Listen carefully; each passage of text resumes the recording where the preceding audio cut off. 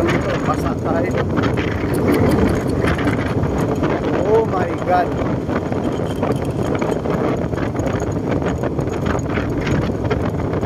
Ulan na mga kabayan, ambo na.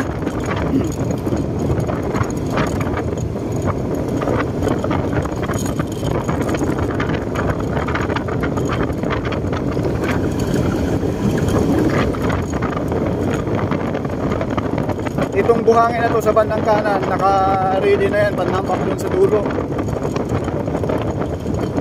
Kasi dito po ay isusunod na po rito paglatag ng concrete cement.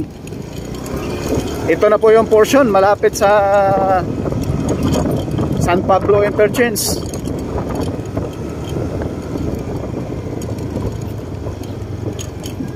Yan, dito sa area gagawa ng concrete box culvert dito.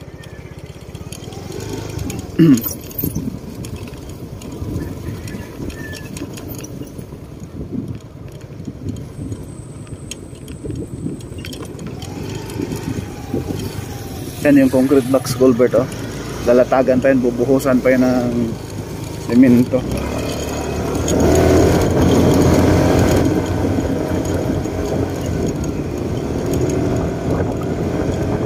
Dito napakinis na yung tinambak na mga buhangin dyan, hindi yan dito itambak, doon sa unahan po. Sus, lumakas yung ambon mga kabayan, kakainis.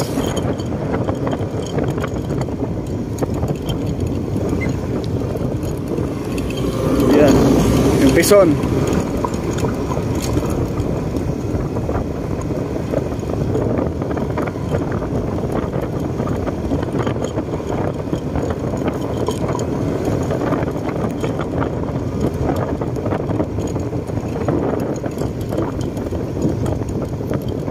Dito sa area ay mataas na yung tambak. Lumakas pa yung ulan. Napakalaking challenge sa atin nito. Pero tuloy-tuloy lang. Kuya, bawal padaanan? Pwede ba? Ah, pwede. Salamat.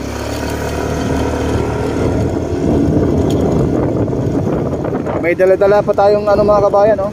Saging.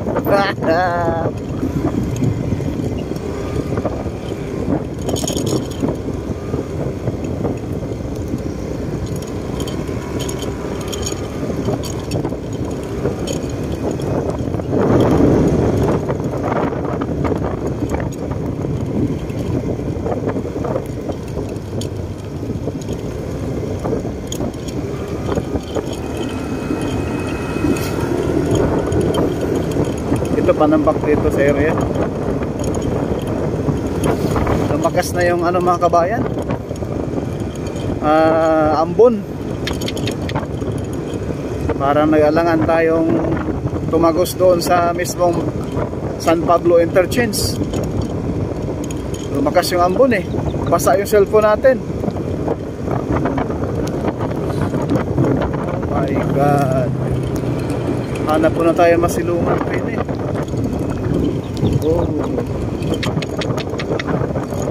Jesus name. Wala tayong masilungan rin eh. Yan oh. Hih! Umulan pa. Putik na yan. Anong lugar to dito kuya? Santa Veronica. Santa Veronica, no?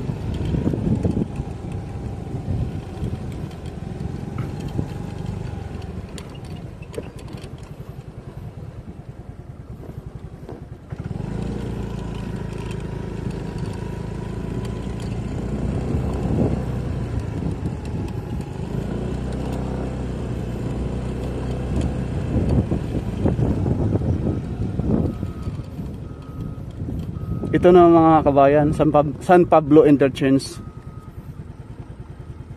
Ayan o. Formado na, tinaasan na po nila yung ano, yung trumpet design. Formado na siya. Pati sa kabila.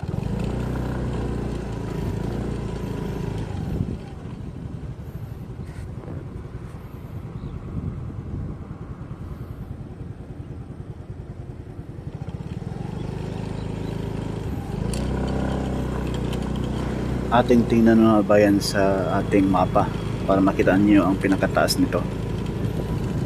Formado na po, no?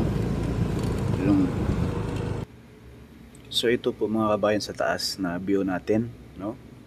Na ngayon ay pinespasan na ngayon na pagtrabaho dito dahil doon sa unahan, lampas ng San Pablo Interchange mga kabayan, mga isang kilometro, Barangay Soledad na kung saan may tulay doon sa unahan.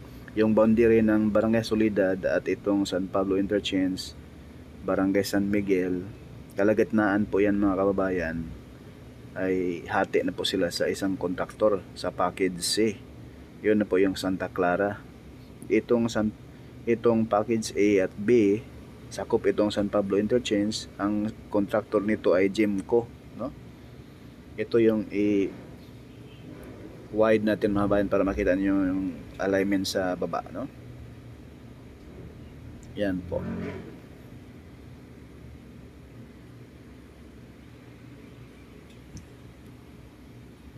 Yan na po yung view natin mga kabayan.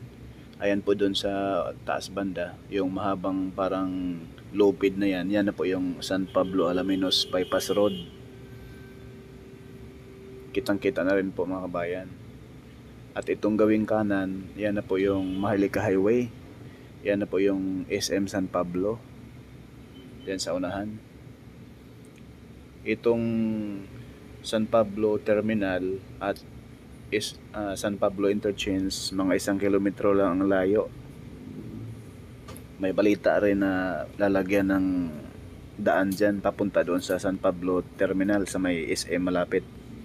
Kita nyo mga bayan, no? Kitang-kita, no? Ayan po yung San Pablo Terminal at itong San Pablo Interchange.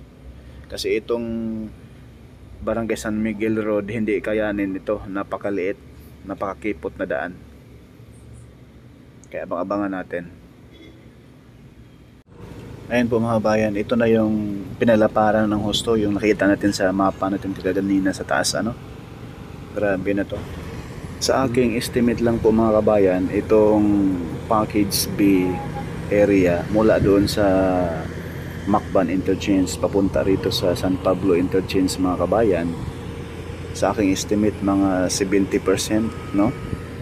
Or 65%, 60%, mga ganun mga kabayan, dahil nakapurma na rin siya, nakahanda na rin po lalatagan ng concrete cement. Yung doon sa bundok ay malapit na rin po doon mga kabayan, lalatagan ng concrete cement. So hanggang dito lang muna ang ating quick update mga kabayan dito sa South Luzon Expressway, Toll Road 4. Maraming salamat po. Please like, share and subscribe. God bless po sa lahat.